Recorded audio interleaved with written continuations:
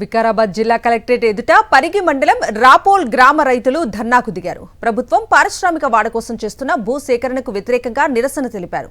తమ ప్రాణాలు పోయినా సరే ప్రభుత్వానికి భూములు ఇవ్వబోమంటూ నినాదాలు చేశారు.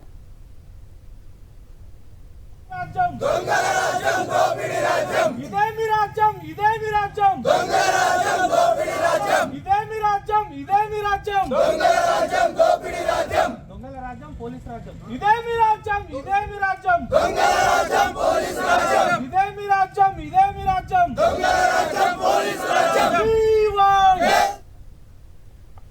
మహబూబ్ నగర్ జిల్లా జడ్చర్లలో ఆశా వర్కర్లు రోడ్డెక్కారు. తమ డిమాండ్స్ పరిష్కరించాలంటూ వారు చేపట్టిన ధర్నా కార్యక్రమం ఉద్రిక్తంగా మారింది. జాతీయ రహదారిని దిగ్బంధించడంతో కిలోమీటర్ల మేర వాహనాలు నిలిచిపోయాయి. తమకు కనీస వేతనం 18,000 చెల్లించాలని డిమాండ్ చేశారు. ఆశా వర్కర్లు అసెంబ్లీ ముట్టడి కార్యక్రమంలో పోలీసులు లాఠీ చార్జ్ చేయడం సరికాదన్నారు. మరణించిన ఆశా వర్కర్ల కుటుంబాలకు ఎలాంటి భరోసా లేదని ఆవేదన వ్యక్తం చేశారు. ఆశా కార్యకర్తలకు ఇన్సూరెన్స్ కల్పించాలని కోరారు. సర్కారు స్పందించకపోతే ఆందోళనలు ఉధృతం చేస్తామన్నారు.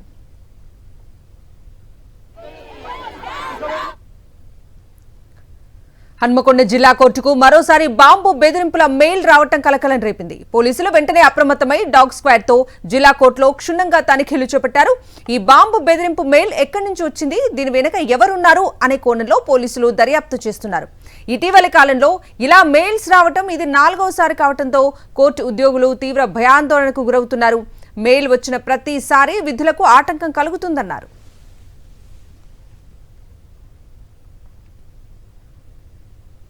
అటు అనంతపురం జిల్లా ఉరవకొండలోని సివిల్ కోర్టు కూడా బాంబు బెదిరింపుల మెయిల్ రావటం కలకలం రేపింది. కోర్టు ఆవరణలో పోలీసులు విస్తృత తనిఖీలు చేపట్టారు. బాంబు బెదిరింపుతో కోర్టు ప్రాంగణంలో ఉన్న న్యాయవాదులు, సిబ్బంది, ప్రజలు తీవ్ర భయాందోళనకు గురయ్యారు. పోలీసులు ఇది ఫేక్ మెయిల్ అయి ఉండొచ్చని అనుమానిస్తున్నప్పటికీ ఎలాంటి ప్రమాదం జరగకుండా అన్ని జాగ్రత్తలు తీసుకుంటున్నట్లుగా తెలిపారు. మెయిల్ పంపిన వ్యక్తులను గుర్తించేందుకు సైబర్ క్రైమ్ పోలీసులు దర్యాప్తు ప్రారంభించారు.